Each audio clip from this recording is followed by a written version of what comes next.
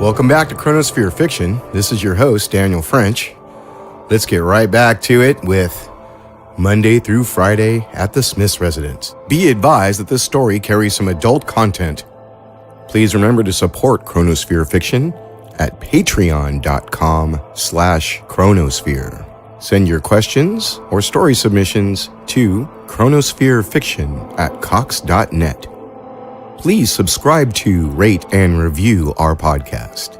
And now, Monday through Friday at the Smith residence. Act 3, Scene 3.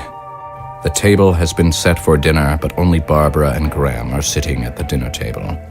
Frank and Carlyle sit in the living room watching a football game on TV, drinking beer. Randal is still in his room, lying on his bed, stoic. Albert and Tessa have not yet returned.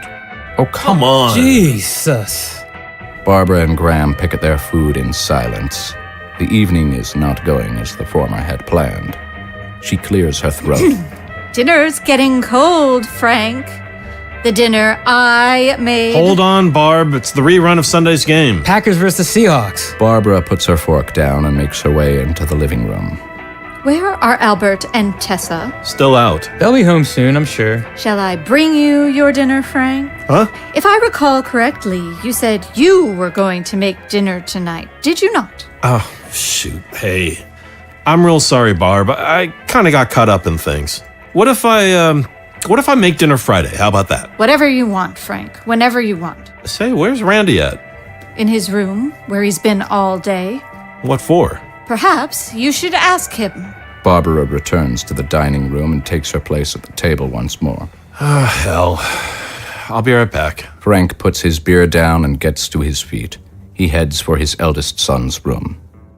I only want a happy family. I know, Mom. Frank knocks on Randal's door. Son? What do you want? May I come in? Whatever. Frank enters his room. Hey there. I hear you're down. Randal doesn't answer him. I thought our talk this morning helped. Your talk this morning doesn't matter anymore. Why is that? You haven't heard. Heard what? Why don't you go and ask Mom? Why don't you tell me? You can ask Mom. Randal says no more. Well, you can talk to me anytime, you know. Frank leaves his son's room, closing the door behind him. He descends the stairs. How's your painting coming along, dear?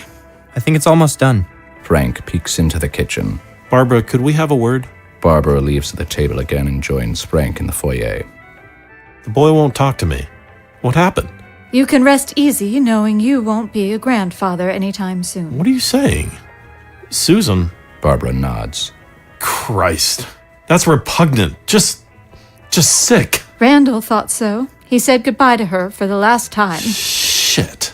Poor kid. He shouldn't have to deal with this kind of thing. Nobody should. He didn't take it well. Well, how could he? So horrible. He won't cooperate. Leave him alone. It's done, Barbara. Fine, then. The game having ended, Carlyle turns off the TV and heads for the foyer. It's a tragedy. There's no denying that. But there's gonna be a new baby in the family soon enough. You're right. And Randy, he'll be all right. We'll see. Sorry, Frank, that's the end of it. Carlyle enters the foyer. Damn. Perhaps we can all sit down for dinner now. Sounds good to me. The three of them join Graham at the table in the adjacent room and dinner is recommenced. What's the matter with that football player of yours, Frank? He's feeling a bit sick. Should be better by tomorrow. Hey, you ever notice how more people are getting sick than ever before? I'm telling you, it's the chemicals they put in our drinking water to weaken our immune systems. Oh, but Carlyle, why would they want everyone to be sick? To cause impotency and miscarriages, all in the name of population control. I mean, that's what they do in the East, and they're doing it here. Maybe we could talk about... Oh, sure. All right, sorry. Stop me when I get going, please. It's no problem. Graham, Yes? I hear you draw pictures. Yeah. What do you like to draw? Lots of things. Swell. I hope Albert... Albert and Tessa step through the front door, tired but jovial. Ah, speak of the devil. We're in here, you two. They join their family in the dining room and take their seats. Have a good time, kids? Yeah, And what have the two of you been up to, I wonder? nothing. We explored the woods. Then we went to the mall. You went to the mall? Just to laugh at all the freaks. It was a lot of fun. Glad to hear it. So might I venture to say that you've made a friend, Tess? Dad, don't embarrass me. Well, now that we're all here, Where's Randy? maybe someone would like to say grace. I will. They all take hands. We thank you, Almighty God, for this delicious meal, and for President Ronald Wilson Reagan, who will guide us through these dark and troubling times toward that shining light of liberty that awaits us at the end of the tunnel. God bless America and that righteous dream of ours. You said it, big brother. Blackout. Act 4, Scene 1. Thursday. Graham and Albert have gone off to school. Barbara is scrubbing the kitchen floor. Frank and Carlyle are nowhere to be seen. Randal is still in bed, fast asleep. Tessa is just waking up. She climbs off of the inflatable mattress that's been placed on the floor of Albert's room, wearing only a t-shirt and her underwear. Groggy, she makes her way downstairs and into the kitchen. Barbara is taken off guard by her appearance. Oh, Morning. Where's Dad? he joined your uncle at work. They said they'd be coming home as soon as school's over. Your breakfast is on the table. Thanks. Tessa sits at the table and chows down. She notices another untouched plate. Who's that for? Randall, And he didn't eat it? I don't believe he's awake yet. Why not? I don't know. That's none of my business. He's more than capable of waking up without my assistance. Wouldn't you like to get dressed, dear? I will. Eventually. You're not cold? No. Can you make me some coffee? I mean, that's what Dad usually does. I suppose so. I could use some myself. Barbara abandons the floor and prepares a pot of coffee. Did you sleep well? Yeah, slept fine. No disturbances? What do you mean? Well, Albert picks on Graham from time to time. They didn't say a word to each other all night. Good. He's not a bad kid, you know? You don't know him, dear. I think I do. He seems nice enough to me, and first impressions are supposed to be accurate, right? I'm glad that you enjoy his company, but we don't see eye to eye very often. Maybe you don't understand him. Barbara is incensed but retains her composure. I don't think that's an appropriate thing to say, Tessa. Do you think he's just rotten or something? I think you're overstepping yourself, and I strongly suggest you change the subject. Fine, I was just asking. I didn't mean to offend you or anything. Shit. Please watch your mouth while you're in my house. Your father may have chosen to let you grow up at your own pace, but under this roof, we've got rules to abide by, young lady. Yeah, and it sounds like that's working out great. Who do you think you're kidding? Tessa Smith! You're kidding yourself. I'm going to have a nice, long talk with your father when he comes home. Oh, so are you my mom now? Beat. No, your mother's dead. So I suppose it makes perfect sense that your father's spoiled you. No shit. Which is why everything you tell him about me is gonna go in one ear and out the other. He's not gonna punish little Tessa, not after everything she's been through. No wonder you and Albert have taken to each other. You're just like him. Tessa finishes her breakfast and pours herself a cup of coffee. Could be worse. I could be some crazy housewife trying to live a generic life according to somebody else's rules. You gotta write your own rules. Breakfast was good, by the way. Tessa takes her coffee and heads for the stairs. Barbara, alone once more, nearly bursts into tears all at once, but takes a deep breath and returns to scrubbing the floor. Tessa, having returned to the second floor, approaches Randal's door. She knocks. No answer. She knocks again. What is it? Hey man, do you know what time it is? No. Your brothers went to school like 2 hours ago. What? Randal wakes up more or less. He looks to his night table for an alarm clock that isn't there. Fuck. He scrambles out of bed, still in his clothes. He is plainly hungover. He shambles to the door and opens it to see Tessa standing there. Tessa? You look like shit. What do you want? I just wanted to let you know you're missing class, just in case you care. Randal sighs and sits down on his bed. Take the day off. Looks like you need it. Yeah, I really do. You got pretty wasted last night, didn't you? How can you tell? I know the symptoms. Yeah. Yeah, I got pretty wasted. Did your girlfriend dump you or something? No, I dumped her. Cool. Was she a bitch? Yeah. Then you should be happy, shouldn't you? I don't know. Guess so. What's it to you? Hey, I'm your cousin and all. I guess I'm kind of burnt out on life right now. I know how you feel. How could you possibly know what I feel? Randy, right? You're how old? 17. And you haven't figured out that life is bullshit yet? I don't know what you're talking about. Get a clue. You've been lied to by everyone since you were born. Your mom, your dad, your teachers, and your girlfriend. The world is a sucky place, Randy. The sooner you get used to it, the better. So, what if it is? Well, then you do whatever you can to take your mind off of it. How? I know just the thing. Alcohol can only take you so far. Tessa hands him her copy and returns to the bedroom across the hall. She locates her jacket and, digging around in one of the pockets, retrieves a bottle of pills. She re-enters Randal's room and hands him the bottle. What's this? Quaaludes. They're for helping you sleep, but they do more than that. My treat. Dad's got a prescription. Thanks. And when you run out, you can probably find some more if you ask around. Appreciate it. Don't worry about it. And remember what I said about life. Tell yourself the truth, even if the truth sucks. Whatever you say. Oh, and you might not want to mix those with alcohol. Not until you're confident you can handle it, at least. Blackout. Scene 2. Tessa, now fully clothed, is sitting in the living room writing in a journal or something of the sort. Randal is lying on his bed, pleasurably intoxicated. Barbara is sitting at the table, anxiously smoking a cigarette. Albert enters the house. Barbara springs to her feet and meets him before he can go anywhere. Where is everyone? I don't know. Why not? Didn't you and Graham head straight to your father's classroom? I did. And he said he and Uncle Carlyle were going to go out for a late lunch. He said just to walk home. Damn that man. Did he say where they were going? No, And what about Graham? don't know where he is. I'll be right back. Where are you going? I'm going to the school. Perhaps they're still there. Don't cause any trouble while I'm out. Barbara rushes out the door. I'm in here, Albert. Albert strolls into the living room and drops his backpack onto the floor. How was school? Are you kidding? Yes. Albert sits down next to Tessa. What are you writing? A letter. To who? To me. To you? Yeah, to me, 2 years ago. Why? Can't you think of any reasons to write your former self? You mean like warning or something? Yeah. What is it you're warning yourself about? Let's see. I advise against taking a double dose of cough syrup when I get sick a week after Christmas.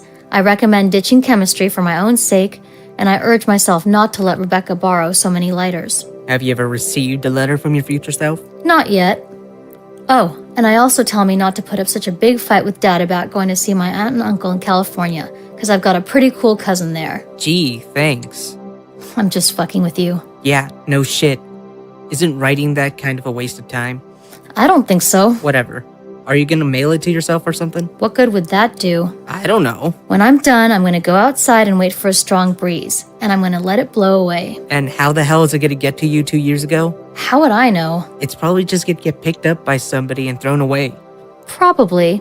But hey, if I never tried, then I'll never get one. You ever tried writing to your future self? No, that's stupid. What would I say? Graham enters the house. That your brother? Yeah, I think so. Who cares? Graham heads up to his room and sees to his homework. Albert plops down on the couch. Hey, remember that guy at the mall? With the leather jacket? Yeah, Yeah, the look on his face. They share a laugh. he had it coming. Hey, you little shits! I'm gonna tell your parents! I've never had so much fun at a mall before. All they are big people zoos anyway. You're totally right. Tessa puts her letter aside and joins Albert on the couch. She takes 2 cigarettes from the pack in her jacket and hands one to Albert. They proceed to light up and smoke. Your mom and I had a little disagreement this morning. About what? You.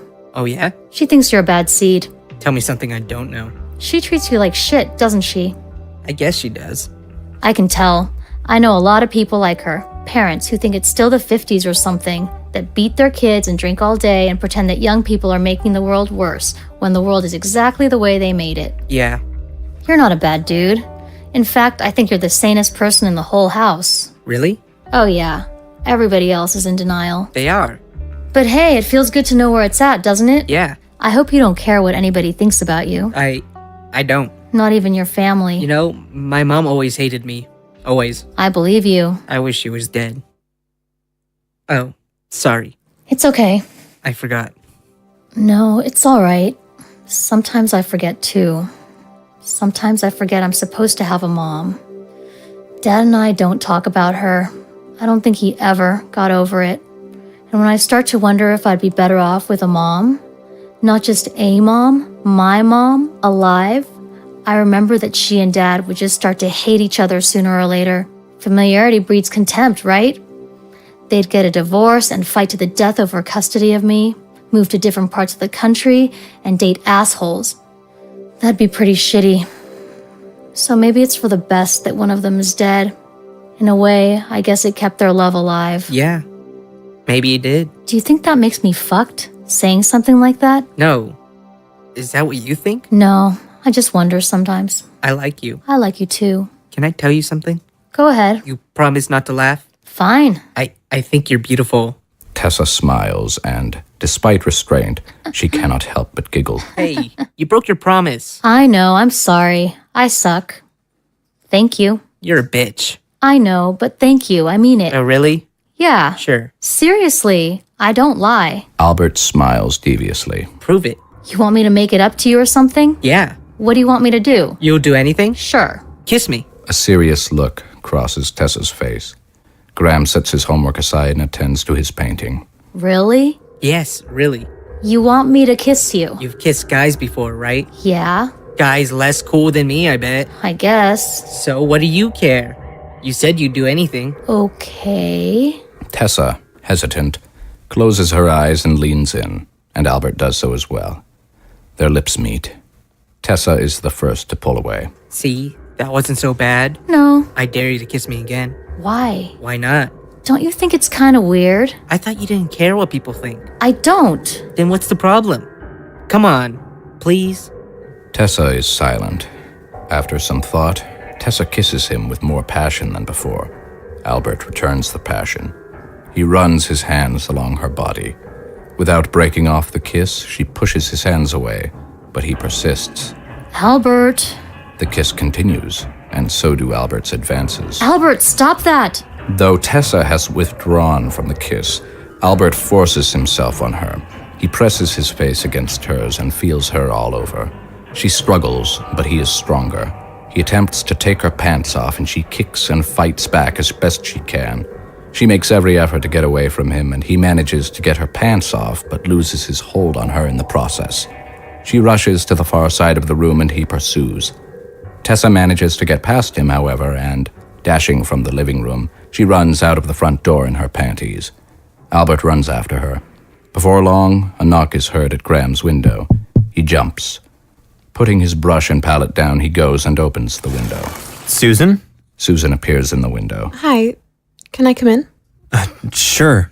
You scared me. She climbs inside. Sorry, I didn't want your mom to see me. Yeah. I think she went somewhere. What are you doing here? I thought you might want this back. She extends the rag that Graham lent her. Oh, thank you. He takes it from her. Were you working on it? Yeah. Well, don't let me stop you. Graham returns to his work. I, saw your brother chasing some girl down the street. Yeah, that's our cousin. I also really wanted to thank you again for helping me out the other day. It's no problem. It's hard to find kindness in the world, don't you think? Yes, I do. Silence. Susan takes a seat upon Graham's bed. How's Randy doing? He's spending a lot of time in his room. Susan buries her face in her hands. I hurt him. I hurt him so bad. Why? I don't know. I thought I was doing what he wanted, what would make him happy. Did you love him? Yes. And did he love you? I thought so, but he'll never forgive me. I shouldn't have come here. It was a bad idea. I'm sorry. She gets up to leave. Wait. She stops. Stay. She turns to him. Why did you come? Just to talk about Randy? No, Susan sighs. I don't know. I just thought maybe I could talk to you. You can. You know, I actually took that with me on purpose, so I could come back here and talk to you some more. Really? Yeah. Talk to me about what? Things, life, I don't know. Susan returns to the bed, somber, and Graham joins her there. I haven't told my parents about anything.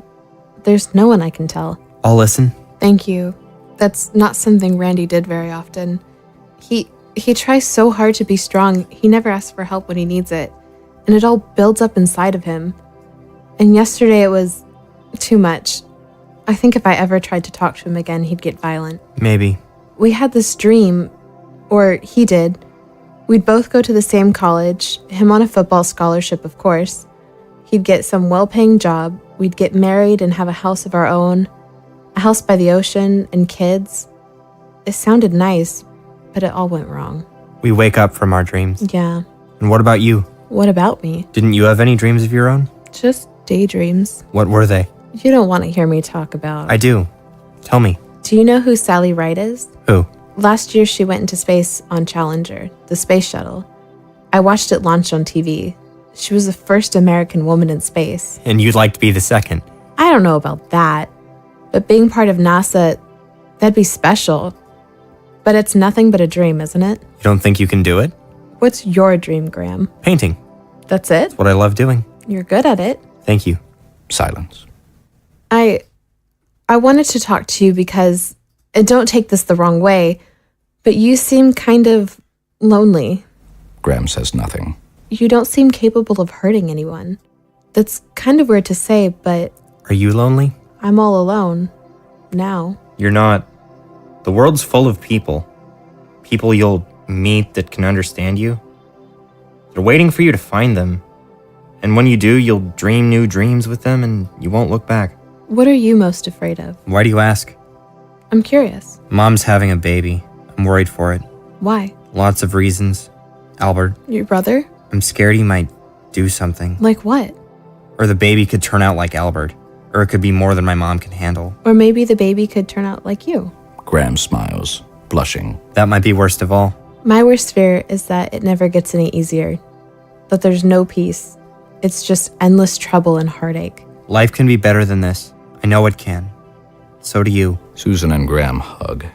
The front door swings open and Albert, panting for breath, re-enters the house.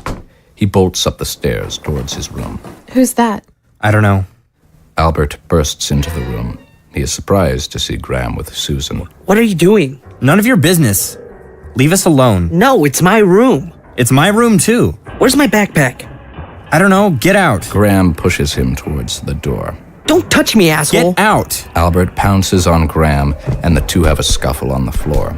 Susan makes for the door. I'll see you later, Graham. Sorry. Susan hurries down the stairs. Through the front door steps Barbara. Susan stops in her tracks, and the two come face to face. You! Mrs. Smith, You have the nerve to come into my house after what you've done? Graham gains the upper hand over Albert and pummels him. Having gotten the better of him, the former climbs off of his brother and runs from the room. Albert, humiliated, is just a few steps behind him. Did you think you were going to win Randal's forgiveness? You have no idea what pain you've wrought on him. Get out! Get out and never come back! Barbara steps aside, allowing Susan to dash out the door. Barbara slams it behind her. Graham quickly descends the stairs into the foyer. Mom? What is it, dear? Albert wants to beat me up again. Albert appears in the foyer. I don't have the time or the patience for you, Albert. Barbara grabs him harshly by the wrist and drags him back upstairs. Ow, let go! You are an uncivil, uncouth, and unseemly young man. You're going to stay in your room until I tell you that dinner is ready. Is that understood? Fine. Barbara escorts him to the door of his room and he marches inside. She closes the door for him. He searches the room for something or other. Barbara returns to the foyer where Graham awaits. He won't bother you again. Thanks, Mom. Of course, sweetheart. Would you like to help me make dinner? Sure.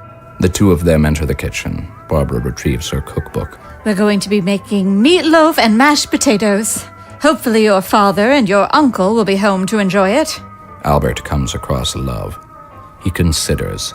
Barbara goes and plants a kiss atop Graham's head. Tell me, what have I done to deserve a son like you? Albert picks up a tube of paint, unscrews it, and unloads its contents onto the face of the canvas. Bright red.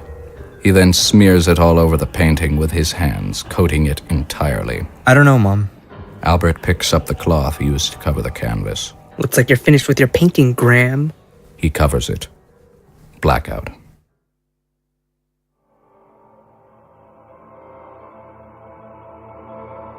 On the next episode of Chronosphere Fiction, we'll continue with Monday through Friday at the Smith's residence, written and narrated by Blake Benlin. Barbara was Jenna Scanlon. Frank, Paul Cantor. Randal is Antonio D'Annunzio. Graham is Will Gearing. Albert is J. Dean Garcia. Susan is Mackenzie Jensen. Carlyle is Eric Lorden. Tessa is Rosanna Jimeno. Production, sound effects, and music is Daniel French. Blake, Dean, and Mackenzie are also part of a Fishbonius podcast known as The List Game, a conversational improv game. Be sure to check it out when you get a chance. This is Jack Quentin. If you're listening to this, you need to run as fast as you can from this. Whatever you do, do not investigate the cult known as the Brothers and Sisters. Do not subscribe to the mysterious thriller podcast, Heretic. Do not visit hereticpod.wordpress.com. Do not follow Heretic on Twitter @hereticpod. This is for your own good. You have been warned. Next episode will be the conclusion of Monday through Friday at the Smith's residence, and then we're back to Gafgarn. Keep your cosmos clean.